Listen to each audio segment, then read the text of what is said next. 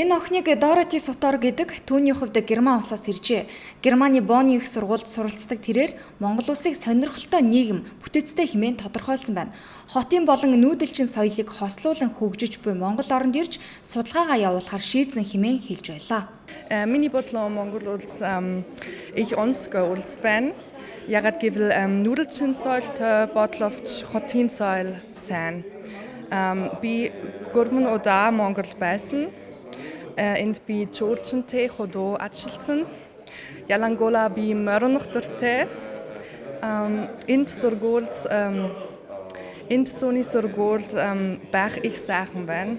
Монгол судлалыг сонирхон суралцаж байгаа 30 гаруй залуучууд энэ жилийн зуны сургуульд хамрагдахаар Улаанбаатар хотноо ирээд байна. Орос, Герман, Швейцар, Чех, Унгар, Итали, Финлянд, Хятад, Япон, Австрал, Америк зэрэг 12 орны 18 их сургууль судалгааны төвийн залуус Монголыг зорин инхүү иржээ. Тэдний дийлэнх нь монгол хэл шинжлэлийг сонирхдог.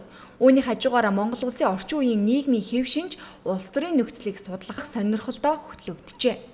Намайг Адриан гэдэг би Унгараас ирсэн. Би Унгарын Өтөш Лорентийн их сургуульд монгол төвд соёлны курс төгссөн. Докторийн курст миний хамгаалалт 9 сар болно. Миний сэдэв төвд монгол дархан баримач хүмүүсийн байна. Энэ зуны курст би ярианы хилилусан сормер байна. Намайг Давид Рицик гэдэг. Би Италиас ирсэн. Венецийн Кафускар их сургуульд сурдаг. Би өнгөрсөн жилийн 9 сард энд ирсэн.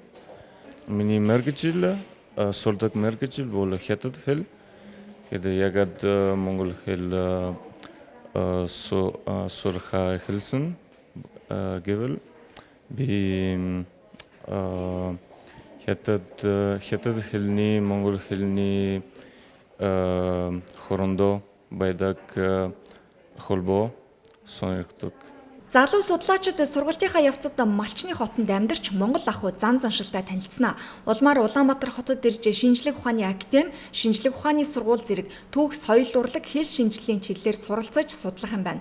Монголын түүх соёл уламжлалт ахуй хэл соёлоос гадна орчин үеийн нийгэм, улс төр, эдийн засгийг олон улсын судлаачид сонирхох болжээ. Жил ирэх тусам Монгол судлалыг сонирхох олон улсын судлаачид нэмэгдэхийн хэрээр орчин үеийн Монголын хэв маягийг давхар судлах хүсэлтэй болсон хэмээн өнөөдөр боловсрал, соёл, шинжлэх ухаан, спортын яамд болсон залуу судлаачдын сургалтын үеэр мэрэгчлэнүүд онцолсон юм а.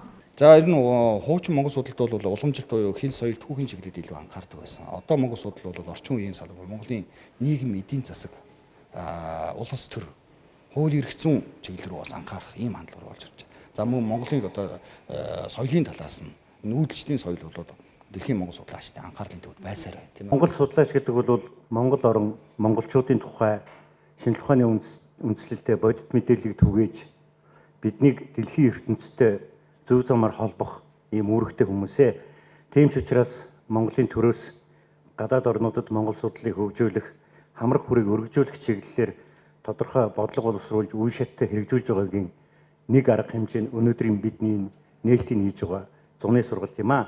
Цаашид Монгол судлалын тодорхой чиглэлүүдээр сонгон судлах хүсэлтэй гадаадын залууст магистрант, докторандад Монголын ихтэй сургуульд тэтгэлэгтэй суралцуулах нөхцлөөр анхаар төлөвлөжээ.